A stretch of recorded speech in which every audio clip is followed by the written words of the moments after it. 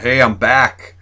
It's good to be with you on this Monday. There was a man named Olaf, and he moved to a town, let's say in the Midwest, and Olaf was Lutheran, and most of the folks in that town were Catholic, and that was fine, except that on Fridays, Olaf's in his backyard, and he's barbecuing steaks every Friday, and man, the Catholics couldn't touch meat on Friday. This was a problem. I mean, that smell just wafted through the community, and it was causing some tension in the community as Olaf barbecued every Friday, and yet all of these frustrated Catholics and that had a problem with it, and so they came to Olaf and said, Olaf, you know, you're about the only Lutheran in this town full of Catholics.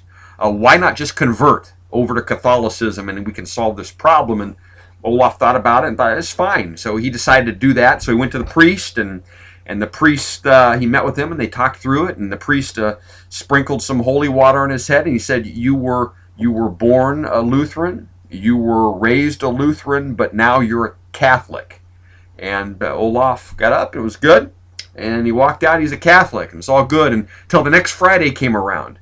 And that smell again in the community, and everybody, the Catholics in the neighborhood, what's going on here? We thought Olaf was a Catholic like us now, and so they went over to his house and they peered into the backyard, and there was Olaf standing over his barbecue with this big huge piece of beef on there, and he's sprinkling some salt on it, and he said, "You were raised beef, you were born beef, and now you're fish."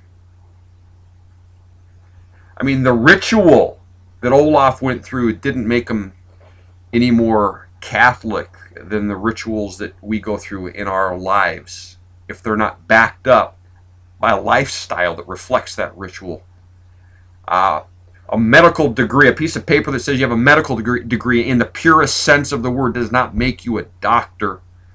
In my vocational field, a master's of divinity really does not give anybody the heart of a pastor or shepherd. A piece of paper that says a man and a woman are married doesn't make a marriage. Going to church regularly, becoming a member of a church, does not make you or me a Christian. You see, the purest sense of the word, you know, really, truly speaking, the rituals and the routines of our life do not make us what they are supposed to be symbolic of or reflect.